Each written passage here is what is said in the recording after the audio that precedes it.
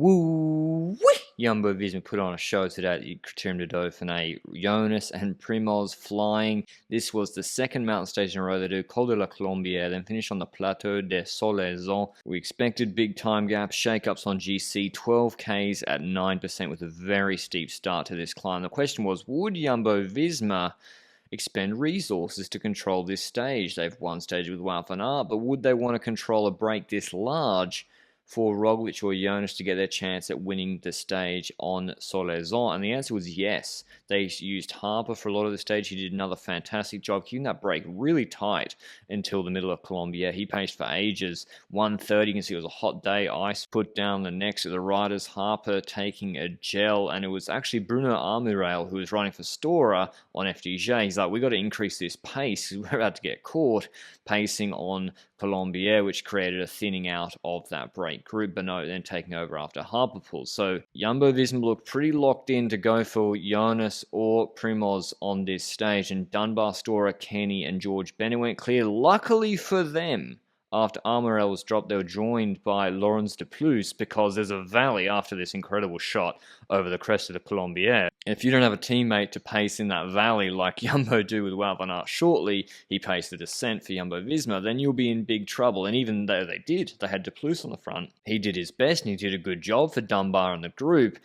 He was still going to lose every time to Wout van Aert, and he was putting in seconds here or there. And that's the thing, valleys make a huge difference in these races and how you can race them and where you can attack from afar or not. They get onto the base of Solaizon. De Plus is done. Wout is done at the base. Points jersey wrapped up for him. Job done. Teish Benoit pacing. He did about a kilometre pull, bit less than he did on Makuni maybe last year in Olympics. Jan Hirt, specialist on the steep stuff, Green Mountain. Jan Hirt attacks the break, and Steven Kruijswijk, this is probably the best pull he's done after Benoit finishes for a long time. He struggled riding for his own results in the 1 week races for GC recently at Catalunya or Romandy, but this pull dropped Jorgensen, serious rider. 9Ks to go. The gap's now to 55 seconds, and here it's going too hard up front on this steep section. David Gaudu goes out the back door. Next, it's Brandon McNulty. So we're seeing the Tour de France audition of riders. Well, not Johannes and Uno-X aren't going, but McNulty's going as a domestique for Pogacar. And Kruijswijk is just shredding this group. Impressive stuff from him. He drops Gegenhardt. He puts Caruso under pressure. You see at the back of the group. There's Roglic and Jonas on his wheel. Obviously, O'Connor's third on GC. Haig is hanging there, the top Bahrain rider. Chavez and Ruben Guerrero looking both very good today. Chavez was good at Norway, and Louis Meintjes is the Intermarché rider. Just hang on, but he's going to lose touch pretty shortly, and Jan Hirt's going to have to pace for him. So just a race-defining or changing pull by Kruijswijk. Bennett also auditioning for the Tour de France. He's been signed to be a domestique for Tadej Pogacar. Will Ineos take Gegenhardt? He struggled in the heat yesterday, maybe again today. He lost about 2 minutes 30 on this stage, and in this race, Jumbo-Visma were just completely dominant, and they've righted the wrongs of past years. Roglic crashing out the Dauphiné in 2020, and I haven't changed anything on this gradient. That's how steep this was, 14%. As you can see here, pacing for Meintjes. But yeah, Paris-Nice, Roglic righted the wrongs of last year, and now Dauphiné, they were about to clean this up. And also must be said, Ben O'Connor, who was, I think, put on a 1 year at AG2R, I'm not sure, after he was on NTT, then went that folded to Quebec, that was the year before. He's just been an unbelievable pickup for AG2R, and he came fourth in the Tour last year. He's on a better level this year. He's absolutely flying this year. Kruijswijk does his final big surge, coming to the end of his pull, drops Chavez, and Haig is just there. Haig is going to sit on Chavez for this climb, and then Jonas takes off. And I posed this question on the Lanterne Rouge Cycling podcast yesterday, and if you like these videos, support me by going and subscribing to that pod YouTube channel. When Jonas takes off, it doesn't matter here, it doesn't, but Rog's got to let the wheel go in the Tour. In the Tour, he's got to let the wheel go if Pogacar's behind him, and then he's got to sit on Poc. Now, as I said, it doesn't matter here because they know that was the plan. They can drop O'Connor, just drop him off the wheel. Now, what you normally see would be Jonas attacking Roglic, sitting on O'Connor, waiting for O'Connor to be done, then bridging across, or just sitting on O'Connor. But anyway, they got their own. Chavez, Haig dropped, that sort of tactical stuff.